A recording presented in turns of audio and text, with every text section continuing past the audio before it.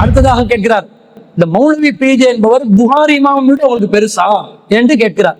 அவர் என்ன கேட்கிறார் என்று பாருங்க. ஏன் புகாரிக்கு பிழை வராதா, முஸ்லீமுக்கு பிழை வராதா? புகாரி முஸ்லீமுக்கு பிழை வராதுன்னு கேட்கிறவங்களுக்கு மௌலவி பிஜேக்கு பிழை வராதுன்னு யோசிக்கலையே. அப்ப அந்த மண்டை எங்க? அந்த மண்டை எவ்வளவு ஒரு மாட்டுத்தனமான யோசனையில யோசிச்சு பாருங்க. புகாரிக்கு பிழை வராதா, முஸ்லீமுக்கு பிழை வராதா, ஏன் மௌலவி பிஜேக்கு பிழை வராதா? அது ஒரு ஹதீஸ்ல புகாரிக்கு பிழை வரையில, 65-70 ஹதீஸ்ல புகாரிக்கு பிழை வந்துருச்சு. ஆனா மௌலவி பிஜே புகாரி ரஹ்மத்துல்லாஹி பெரிய ஆளா இருந்து அவருக்கு விளக்கம் சொல்றாரு. புகாரி பாத்தீங்களா, அவர் அறிவாளி இல்லையா, அவர் அறிவிப்பாளர் வரிசைய கரெக்டா இருந்தா ஹதீஸ் எழுதிடுவாராம். புகாரிய பத்தியே தெரியல. எவ்வளவு பெரிய உருட்டு இதெல்லாம். பாமர மக்கள் இதை கேட்டுக்கிட்டு பாத்தீங்களா, எங்கட இமாமுக்கு எவ்வளவு அறிவு, எங்கட மௌலவிக்கு எவ்வளவு அறிவு, அண்ணனுக்கு எவ்வளவு பெரிய அறிஞர், மாபெரும் மேதை அறிஞர். பிஜே அவர்கள் இமாம் புகாரி அவர்களை விட பெரியவரா சிறியவரா என்பதுதான் நம்முடைய விவாத தலைப்பா. அதான் நாங்க பேசி கொண்டிருக்கிறோமா? பிஜே அவர்கள் இமாம் புகாரி ரஹ்மத்துல்லாஹி அலைஹி அவர்களோடு ஒப்பிடுகின்ற நேரத்துல அந்த காலத்தில் அவர் வாழ்ந்திருந்தால், சமகாலத்தில் இருக்கும் போது இந்த அறிஞர் நல்லமா இந்த அறிஞர் நல்லமா என்று கேட்டா, சமகாலத்துல வச்சு இவர் இந்த துறையில பாடுபடுறார், இவர் இந்த துறையில பாடுபடுறது குறைவா இருக்குது, எனவே இவரை விட அவர் இந்த துறையில் அதிகமாக பாடுபடுவதனால் சிறந்தவர் என்று ஒப்பிட்டு சொல்லலாம். புகாரி ரஹ்மத்துல்லாஹி காலம் எது, அறிஞர் பிஜே அவர்களுடைய காலம் எது, எத்தனை நூற்றாண்டுகள் கடந்து இருக்குது, அவர் சிறந்தவரா இவர் சிறந்தவரான்னு கேக்குறீங்க. இப்ப அதுதான் நம்முடைய விவாத தலைப்பா. புகாரியில் பிழை இருக்கிறது, முஸ்லிமில் பிழை இருக்கிறது என்று பிஜே அவர்கள் சொல்கிறார், அது எப்படி நாங்க ஏற்றுக்கொள்றது என்று கேட்கிறார். ஏன் தாரகுத்னி அவர்கள் சொல்லவில்லையா? அதுக்காக தனியா புத்தகம் போடவில்லையா? சஹீஹ் புகாரியிலே வரக்கூடிய தவறுகள் என்று தனி விமர்சனமான ஒரு நூலையே வெளியிட்டிருக்கிறாரே. அப்ப நீங்க இமாம் தாரகுத்னி பெரியவரா புகாரி பெரியவரா இப்படி கேட்டுக்கொண்டிருந்தீங்களா? அங்க மட்டும் சமாளிக்கிறீங்க.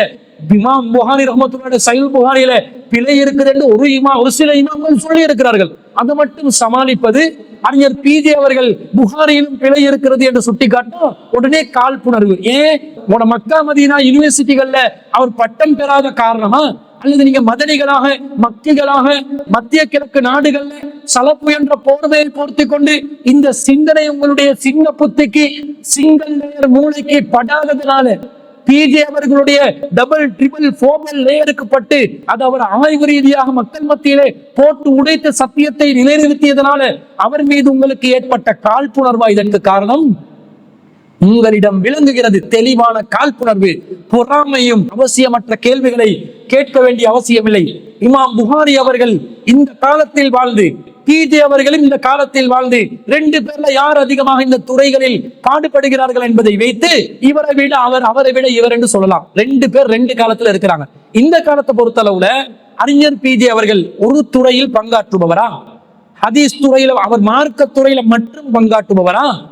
தஃசீர் பண்ணி இருக்கிறார், ஹதீஸ் கலையை பிரிச்சு மேய்கிறாரு, எல்லா செய்திகளையும் தெளிவான இஸ்திகாமத்தான உறுதியான முடிவுகளை வழங்குகிறார். இந்த நழுவல் போக்கு முடிவுகள் இல்லை. அதே நேரத்துல மார்க்க ரீதியான பணி மட்டும் அவருடைய பணியா? சமூகம் சார்ந்த பணிகளில் ஈடுபடுகிறார். சமூக மன்றத்திலே சமூகத்துக்காக குரல் எழுப்பினார். அவருடைய ஆயுள் காலத்தில் அதிகமான மக்களுக்கான போராட்டங்களில் ஈடுபட்டார். அதே போன்று சமூக அரசியல் ரீதியான கருத்துகளில் சரியான நிலைப்பாடுகள் எது, தவறான நிலைப்பாடுகள் எதென்று பல்விதமான துறைகளில் நுணுக்கமான அறிவுடனும் செயல்திறனுடனும் செயல்படுகிறார். இவரை புகாரி இமாமுடன் நீங்க ஒப்பிட்டு எப்படி பேசுவீங்க? இந்த காலத்தில், தற்போது இருக்கக்கூடிய காலத்தில் அறிஞர் பிஜே அவர்களை போன்று பல்முக துறைகளில் பணியாற்றக்கூடிய ஒரு அறிஞரை உங்களால் காட்ட முடியுமா? காட்ட முடியாது. இதுல ஏற்பட்ட பொறாமலதான் புகாரியை விட பிஜே பெருசா இந்த ஒப்பிடுதல் செய்தால் நாங்கள் சொல்வோம், புகாரி என்பவர் ஹதீஸ் என்ற துறையில் மட்டும்தான் இருந்தார். ஞாபக சக்தியில் அவருக்கு பெரிய ஞாபக சக்தி இருந்துச்சு. அந்த காலத்துல சமூக மன்றத்துல ஏனைய இமாம்கள், இமாம் ஷாஃபி அவர்கள், இமாம் மாலிக் அவர்கள் எப்படி சமூகத்துக்காக குரல் கொடுத்து சமூக மன்றத்திலே பல பிரச்சனைகளை சந்தித்தார்களோ, இமாம் இப்னு தைமியா ரஹ்மத்துல்லாஹி அலைஹி அவர்கள் சமூக மன்றத்திலே பல பிரச்சனைகளை சந்தித்தார்களோ, முஹம்மது இப்னு அப்துல் வஹாப் அவர்கள் சமூக மன்றத்திலே பல பிரச்சனைகளை சந்தித்தாரோ, அப்படி இமாம் புகாரி அவர்கள் சமூகத்துக்காக வேண்டி பாடுபட்டு பிரச்சனைகளை சந்தித்தவரா? ஹதீஸ் துறையில் சாதனை படைத்தார். ஞாபக சக்தியில் உயர்ந்த நிலையில் இருந்தார். முஹத்திஸீனாக அவருடைய பணியை ஆற்றினார். பல்முகங்களாக பல்முக துறைகளில் ஈடுபட்ட ஒரு அறிஞராக பார்க்க முடியவில்லை. இன்னும் சொல்ல போனால் அபுல் ஆலா மௌதூதி அவர்கள் கூட அரசியல், ஆன்மீகம், சமூகம் என்று பல துறைகளில் அவருடைய பங்களிப்பை செலுத்தியிருக்கிறார். இப்படி ஒப்பிடுதல் செய்வது, எதில எப்படி ஒப்பிடுதல் செய்யணும் என்றதை தெரிஞ்சு பேசணும். அப்படி இல்லாம பொதுவாக பிஜே அவர்கள் புகாரியை விட மேலாண்டி கேட்டா அது இந்த காலத்துல எடுத்து சொன்னால் இந்த காலத்தில் மிகச்சிறந்த அறிஞராக பிஜே அவர்கள் தான் இருக்கிறார்கள் என்பதை உறுதிப்பட நமக்கு கூறலாம்.